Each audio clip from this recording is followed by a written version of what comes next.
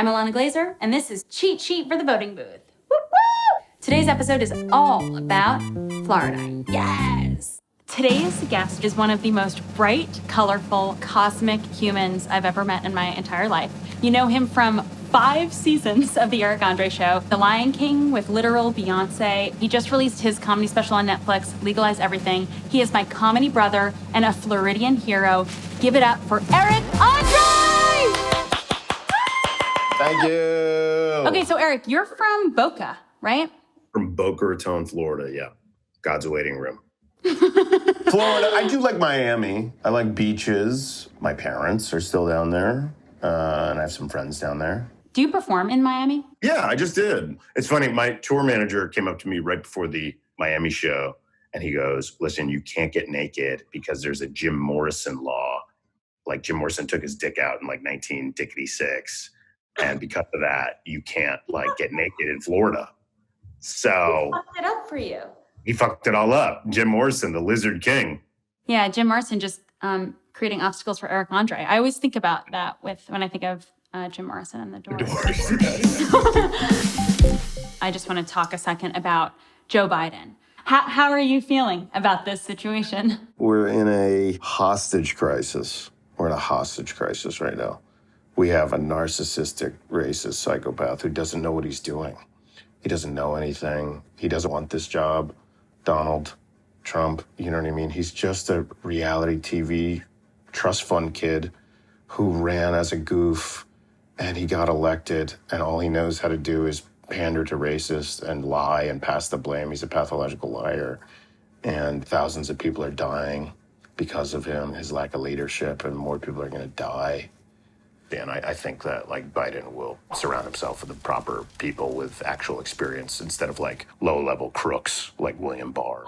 I think that like he might save the sinking ship. And it's true about like who he's going to surround himself with, Biden. Joe's talked about like, I'd sign a bill Bernie Sanders writes. I'm like, great. Yeah, they actually have like a friendship, Bernie and Biden, where like a lot of establishment Dems wouldn't let like Bernie sit at the lunch table when he first got into office, and like Joe and Bernie, they're like buddies. They like sit at the lunch table together. So, and I think like, even though Bernie Sanders lost, he's like started a conversation that I've never heard in this country about universal health care and taxing billionaires and the disparity of wealth. So like all those conversations are like now on the table, and like real progressive politics are on the table in a way that they haven't before in my lifetime. So I think that like slowly but surely will make change, hopefully. Trump is so far from personhood. He is so barely a human with like a reflective human experience. He is Danny DeVito as Penguin, as president. He's like playing a character. He's playing like an evil character. Well, he's emotionally disturbed, and I think he actually has like major mental health issues. It's like hard to watch. You know. Because you can see that he's not being satiated by this role. It's not like making him feel good or more connected or something. It's like the pain that he's causing, he's also feeling the other side of that. Like it's not even satisfying. That's why he can't get enough fucking airtime, can't get enough attention. It'll never satiate the hole in his heart. Also, like, why are people still pumped about him? Like, he hasn't passed any, like, what has he succeeded at? Like, what has he done? He said he was going to dismantle Obamacare and he failed. He said he was going to build a wall and he failed. The economy's in the shitter. What has he done? What are they excited about? It's pure emotion. Nobody's working with their intellect. It's just like, I get to be racist in public again. That's exactly right. It's just about being racist in public. It's like, yes, remember the 50s when we got to be racist in public? We can do it again. It's like pretty gloomy, man. Yes, I'm voting for Joe Biden. I think we just got to push Grandpa through the front door. I'm Donald Trump. I don't want to be voted. I want to cheat because I'm a sucky baby. Donald Trump is a baby sitting in his poopy fucking diaper. The experts are preparing for him to refuse to leave. Grow up. Voting for Joe Biden is a big fuck you to the baby in chief. That's incentive enough for me. Like, the best part of voting Biden in is how ashamed Trump is going to be. He's just going to be so pissed. He's just gonna be so mad and in denial. Purely vengeance. Yeah, just to be like, fuck you, dude. You're a fucking loser. Don't you see? You fucking lost because you suck at this job. You were never good at it. He wasn't even good in business. He went fucking bankrupt over and over again. He's just a fucking loser, and for him to finally see it is gonna be so sweet. Like all those kids on TikTok too, I'm like, bro, send like the voter registration link around. They are so powerful, and like they definitely wanna see him lose. I love that. Let's check out the stakes. So while shit is so fucked in Florida, elections are notoriously very, very close. So in 2016, Trump won Florida by 1.2% of the vote.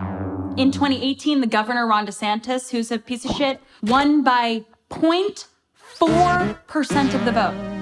In 2018, there were also some fucking razor-thin margins. State House District 26 was won by a Republican by 61 votes. State House District 89 was won by 32 votes. That's fucking homeroom.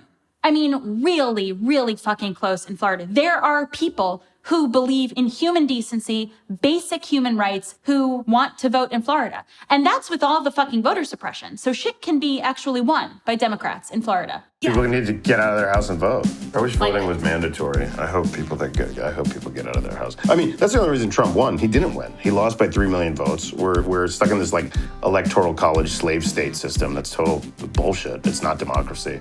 And nobody voted. Nobody voted last time. So people have to vote because people will die if you don't vote. That's how dire it is. Everybody from Florida and everybody from the Rust Belt, like, you will save lives by voting.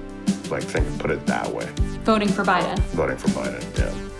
Let's get into the meat and potatoes.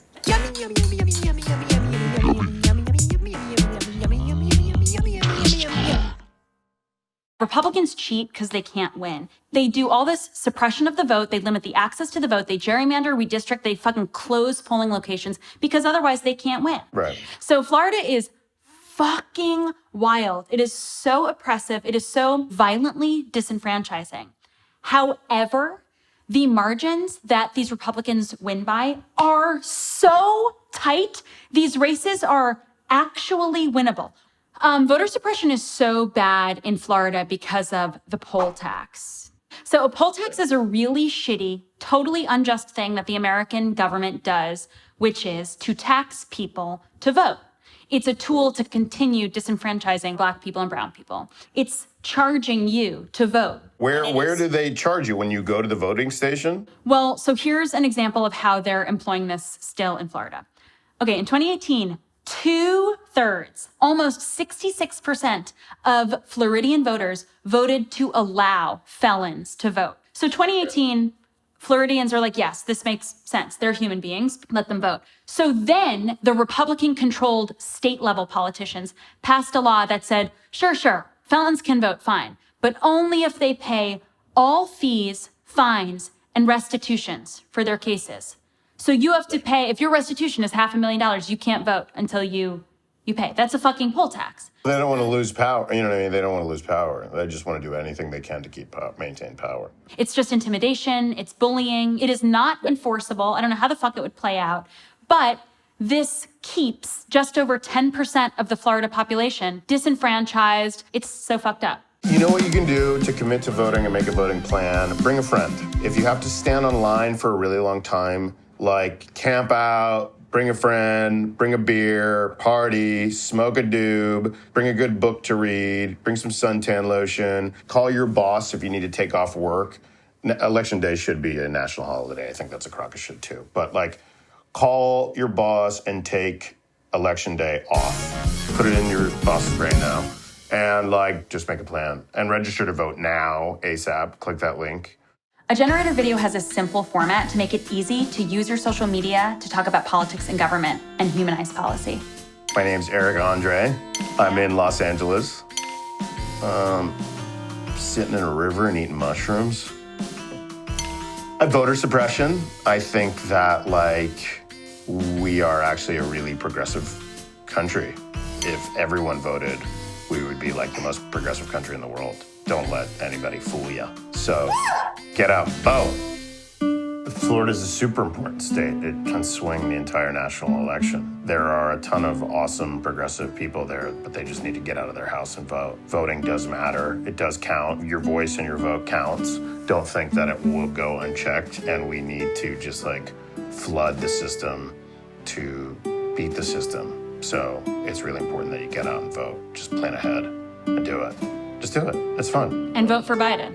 And vote for Joe Biden, yeah. Eric Andre, you couldn't get a cooler public figure who says that voting is fucking hot, fucking cool, that our country could be the most progressive country in the entire world if we all just voted. So what the fuck are you doing? Don't write Bernie, don't write Kanye, don't write Warren. Vote for fucking Biden and vote this year. Yeah. Oh, Eric, thank you. Thank you. Thank you. Thank you. Florida thanks you. And I love you. I'll talk to you tomorrow. I love you too. Bye. Mwah. Feeling extra?